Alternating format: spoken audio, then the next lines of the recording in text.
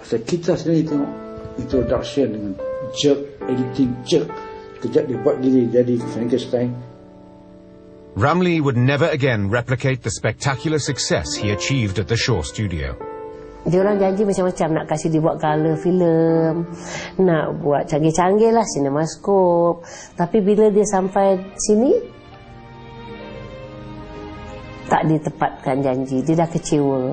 Jadi dia punya creation bila bikin filem dah tak gairah macam di Jalan Ampas. The advent of television, Hollywood, Hong Kong and colour Hindi films sounded the death knell of P.Ramlee's attempt to reinvent himself. P.Ramlee directed and acted in 18 more films for Merdeka Studio until 1970, including the popular Do-Re-Mi trilogy. The comedic series was meant to recreate his popular Bujang Lapok characters, but it failed to capture their innocence and lovable ineptitude. Laxmana Do-Re-Mi was the last film P.Ramlee directed for Merdeka Studio. At home, P.Ramlee lived happily with Saloma and their 5 adopted children. His only biological son, Nasir, had married and left home at 19. Ramlee realized that however dedicated he was to his work, he needed the emotional anchoring that only his family could provide. They meant the world to him.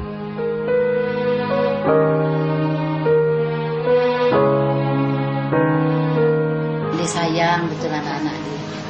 Dia suka pijak baring, dia terus tiarap kat sini. Nanti anak-anak dia dipanggil lah pijak lah. Yang Sazali yang picit lah, yang si Sabarudin tu kan pijak, Jajah pijak. Dengan saya sekali pijak dia. Picit dia. Itulah dia kesukaan. His son Sazali was his biggest fan. Otak dia macam dipunyai oleh Tuhan luar biasa.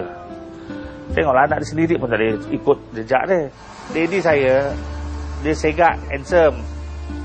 Saya tak handsome.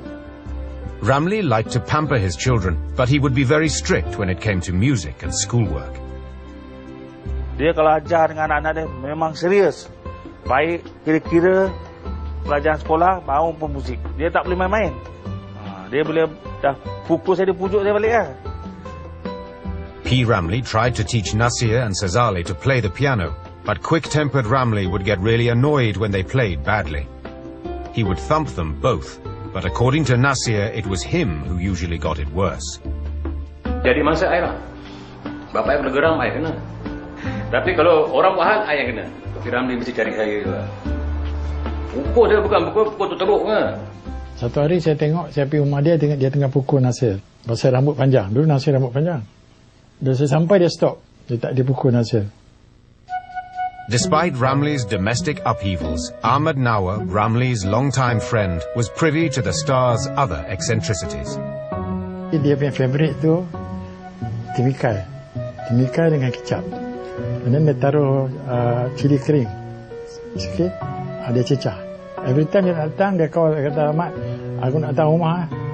Saya prepare itulah. And then dia punya favourite gunting rambut. Yang jadi mangsa je Nasir lah. Dia gunting macam mana passion. At home, when Ramlee felt like eating a particular cuisine, he would call up Mariani, his sister-in-law, who he was once in love with. Ramlee ni dia very loving. Dia tak suka Saloma kerja teruk di rumah, macam masak-masak, sibuk-sibuk semua. Dia adakan orang gaji. Dia tak, Saloma sentiasa make up aja, cantik, duduk buat dating, buat labuci, gitu aja. Dia tak suka macam Saloma kerja-kerja. Yang kena dera saya lah. Bila nak masak lauk yang kesukaan dia, saya kena datang lah, masakkan dia. Saloma duduk dan diam cantik aja. Gitu. Itu dia punya perangai. P.Ramlee punya perangai. Pampering Saloma was Ramlee's way of showing his love for her and keeping his family together.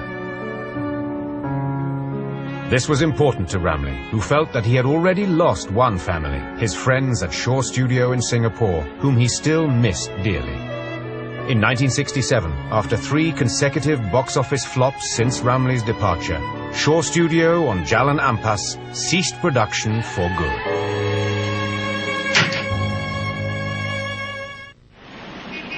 It was the era of the swinging 60s and the world invasion of rock, soul, pop, reggae and blues music.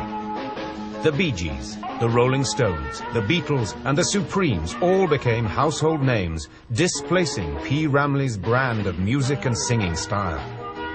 And while local pop singers struggled to compete with the new musical craze, P.Ramlee remained true to his music. The consequences were disastrous.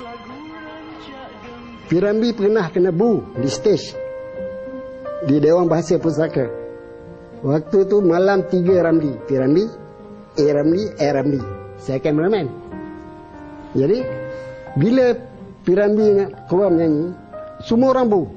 Saya tengok waktu pop di stadium, penyanyi Singapura dengan Malaysia, bila penyanyi Malaysia keluar, mesti orang bu.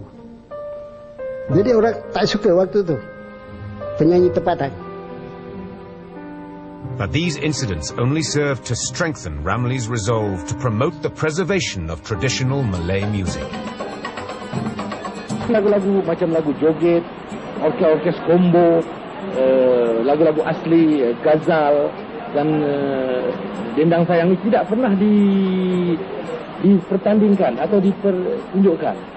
Kalau lagu-lagu ini tidak diberi galakan, maka niscaya lagi 10-20 tahun akan datang, lagu ini akan dilupa terus. Dan muzik-muzik dari barat, mereka akan mewakili muzik kita. Masa berjauhan, apa nan dikenang, bila dipahamkan, itulah saya. By this time, P.Ramlee's son Nasir was making his own way in the music industry. But Ramlee was disappointed at what he saw as Nasir's lack of music and acting skills. It was a sensitive subject that often left them on non-speaking terms. Nasir lamented having to live up to public expectations of him as P.Ramlee's son whenever he performed. Yang beban satu je, bila ada show orang panggil nyanyi, orang mesti compare. Oh, tak macam bapak dia pun. Why should I nyanyi style I? Bukan nak ikut P.Ramlee. Tak macam bapak dia lah. Alamak, I sakit hati dengan apa. P.Ramlee made it clear he had no interest in Nasir's brand of music. But Nasir caught him hiding behind a pillar at the Merlin Hotel to watch him play one night. Dia minta I dekat apa. Tak nampak I tahu dari dia P.Ramlee. Dia buat macam ni tau. I membuat jadi sejam dengan baru nak baik tu. As their love-hate relationship continued, P.Ramlee felt his son slipping further away from him. Dia dengan Nasir ni kurang sikit, kurang rapat. Tidak duduk cerita apa, tak ada. Dia yang rapat betul Sazali. Termasuk bila datang si Zazaloma, dia rapat dengan Zazaloma. Bila datang Sabarudin, dia rapat dengan Sabarudin. Sebab-sebabnya saya tak tahu, kemungkinan mengikut cerita Kasma Buti, Junaidah ni tinggal Nasir begitu aja. Dia tinggal gitu aja dengan P.Ramlee. Sekarang P.Ramlee nak syuting, tak ada orang nak jaga. Yang jaga ni lepas tu baru dihantar ke Penang. Jadi tak bersama. Sebenarnya Nasir sama bapak dia pun ada clash pasal kahwin aja lah. Tapi ni cerita tak boleh kita terangkan lah. Nasir was not the only relationship Ramlee held dear that seemed to be slipping away. In 1968, Ramlee's longtime recording company EMI decided not to renew his contract when it ended. It was a big shock to P.Ramlee. Zaiwan kata dia, I don't think, saya tak ingat EMI want to do your recording sebab dia punya lagu dah tak laku lagi dah. And then dia punya voice pun orang tak terima. So waktu tu saya tengok muka dia merah dah. I feel so upset tengok P.Ramlee make so much money for EMI. Then dia boleh cakap begitu. P.Ramlee swore he would never again work with EMI under any circumstances. It was the ingratitude that stung him more than the rejection. Ramlee concentrated on his films, doing everything he could to reach out to his audience. He introduced significant changes to his themes and portrayed multiracial settings in Sesudah Subuh and Gerimis, but the audience was not moved. Then he tried a Hitchcock-style thriller in Dr. Rushdie, and even a raunchy theme in Gelora, but the audience was too besotted with foreign movies to notice. Rejected for his singing, acting and directing, Ramlee's humiliation was complete. With one fell swoop, his status had changed from idol to fallen star. Bini Syowingok tunjuk pada P.Ramlee surat tu, kontrak P.Ramlee tidak boleh disambung lagi. Sign oleh Ja'far Abdullah. Ja'far Abdullah, a Shaw Organisation executive, also said in the letter that P.Ramlee was a has-been and his movies were no longer selling. Ada satu kawan abang masuk kerja di Shaw Brothers, dapat fotostatkan surat tu, abang dapat baca.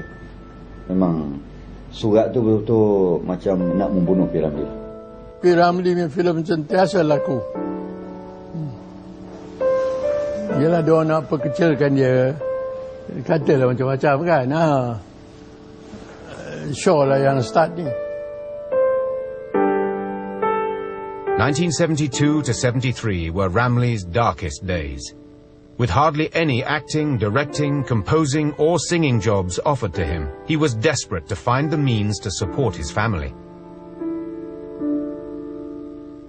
P.Ramlee sang at weddings with Saloma, acted as compere for stage shows and became a judge for acting competitions to make ends meet. Nasir did not realize how broke his father was. Saya pun kadang-kadang jumpa dia, dia tak pernah bilang yang dia susah apa, dia act normal kan, jadi saya tak tahu nak predict macam mana dia. Dia tak pernah cerita dia punya kesusahan, macam mana susah dia pun dia pendam kan. Ini P.Ramlee. Yet Ramlee's critics were relentless. There was very little sympathy for him. The Ramlee skeptics among the journalists were almost gloating in their review of his fall from grace. P.Ramlee memang kecewa dengan wartawan. Kecewa dengan saya sendiri pun kadang-kadang saya nak jumpa dia pun susah, dia malas nak jumpa wartawan. Kan? Apabila ada satu pengkat tu, dia ada dalam studio tu. Dia tengah mengubah lagu, mencipta lagu kan. Apabila saya masuk dengan wartawan tu, dia lari. Dia tak nak jumpa. But P.Ramlee was fortunate to have found a friend, fan and benefactor in businessman Dato H.M. Shah. They set up a Malaysian film enterprise called Perfima.